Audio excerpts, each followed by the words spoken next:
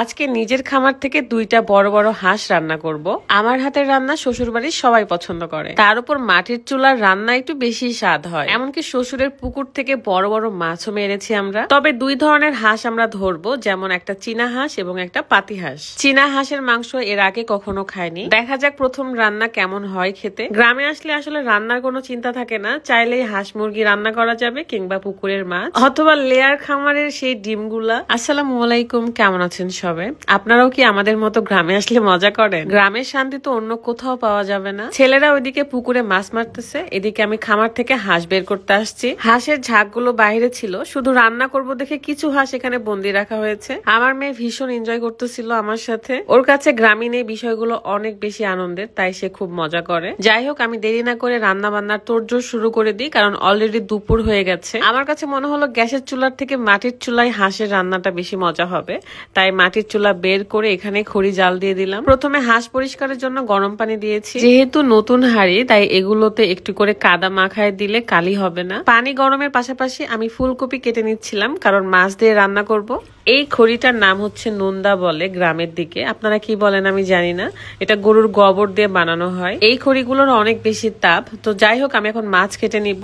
দুইটা বড় মাছ এবং দুইটা বড় বড় হাঁসও রান্না করছি। সো ফুল ভিডিও দেখার আগে একটু দেখাতে চাই, যাদের চুল পড়ার সমস্যা, চুলের আগা ফেটে যাচ্ছে, তাদের জন্য বেস্ট হলো এই অর্গানিক হেয়ার অয়েল। সপ্তাহে অন্তত 2 থেকে 3 বার আমি এই তেলটা ব্যবহার করি। অর্গানিক ওয়ে ফেসবুক পেজের এই অর্গানিক হেয়ার অয়েলটা একদমই বেস্ট, কারণ 26টিরও বেশি প্রাকৃতিক উপাদান দিয়ে তৈরি। সাথে কিন্তু এই হেয়ার প্যাকটা একদমই ফ্রি পেয়ে যাচ্ছেন, যেটার কারণে আমাদের চুল আরো বেশি শাইনিং দেখা যায়। আর হ্যাঁ, আপনারা অর্গানিক ওয়ে ফেসবুক পেজে অ্যালোভেরা শ্যাম্পু পেয়ে যাচ্ছেন, তাই চুলের সকল সমস্যা দূর করতে এখনই আপনারা এই তেলটি অর্ডার করে ফেলুন। আমার চুল মাশাআল্লাহ কিন্তু অনেক বেশি ঘন, রেগুলার চুলের যত্নে আসলে চুল অনেক ভালো থাকে। সো অর্গানিক ওয়ে ফেসবুক পেজটা ভিডিও ডেসক্রিপশনে দেওয়া আছে, চেক করে নিবেন। তেলাপিয়ার মাছ কাটতে যেয়ে আমার হাতটা কেটে গেছিল, এন্ড এটার ব্যথা আমি মনে হয় 2-3 দিন ধরে পাচ্ছি। কিছু করার নাই, আমার এটা অনেক পছন্দের একটা মাছ। এই সবজির সাথে মাছটা আমি চচ্চড়ি করব ভাবছি, কারণ মাংসের ঝোলের সাথে এই চচ্চড়িটা অনেক মজা লাগবে। জানেন, আমি ছোটবেলায় এই খড়িগুলো বানাইতে পারতাম, গোবর দিয়ে সুন্দর করে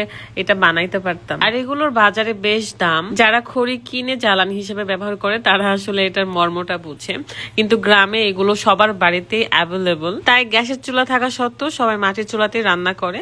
গ্যাসের চুলা আসলে শৌখিনতার জন্য গ্রামের মানুষরা ব্যবহার করে। বাসায় মেহমান থাকার জন্য আরো 1 বস্তা বাজার করে নিয়ে এসেছে। মাছের তরকারি হইতে হইতে আমি 2টা হাঁস কেটে একদমই রেডি করে ফেলবো। 2টা হাঁস 2 জায়গায় রান্না করতে চেয়েছিলাম, কিন্তু মনে হলো যে হাঁস তো হাসি, 2টা একসাথে রান্না করি, আর কষ্ট করতে পারবো না, কারণ অনেক টায়ার্ড লাগতেছিল।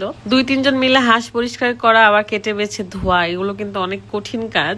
বিশেষ করে হাঁস বাছা, এটা যে এত কঠিন লাগে আমার কাছে তা বলার বাহিরে। সুন্দর করে ধুয়ে পরিষ্কার করে নিলাম। এখন বড় একটা কড়াই এটা রান্না করব। পরিমাণ মতো পেঁয়াজ, ঝাল মশলা দিয়ে ভালো করে কষিয়ে নেওয়ার পরে হাঁসটা আমি দিয়ে দিব। ওইদিকে সবার অনেক ক্ষুধা লাগছে, সবাই অপেক্ষা করছে কখন হাঁস রান্নাটা কমপ্লিট হবে, যেন রান্না শেষে কাউকে অপেক্ষা করতে না হয়। তাই রাইস কুকারে ভাত উঠায় দেওয়া হয়েছে। হাঁসের পা আমার অনেক পছন্দ, শুধু হাঁস না, মুরগির পাও ভালো লাগে। আমি যখন রান্না করি তখন একটু পরপর রুকাইয়া এসে আমাকে বলে, আম্মু কি করো, কতক্ষণ লাগবে, এটা সেটা প্রশ্ন করতেই থাকে। এখানে আমাকে কানে কানে এসে নালিশ করতেছিল, তার চাচা তাকে খেলনা দেয়নি, এটা দেখে আমাকে মন খারাপ করে বলতেছিল। তো যাই হোক, আমার রান্না মোটামুটি কমপ্লিট। এখন সবাই মিলে একসাথে খাওয়া দাওয়া করব। আমি নিজেও ভীষণ ক্ষুধার্ত। গ্রামে আসলে আমার মতো কাজের পরিমাণ কার কার এত বেড়ে যায় অবশ্যই জানাবেন। বিশেষ করে বৌমারা কাজ করবে, এটা খুবই স্বাভাবিক, কারণ সংসার তো তারই। এই তো আলহামদুলিল্লাহ সবকিছুর জন্য বিদায় নিচ্ছি আমি এখন। ভালো থাকবেন সবাই, আল্লাহ হাফেজ।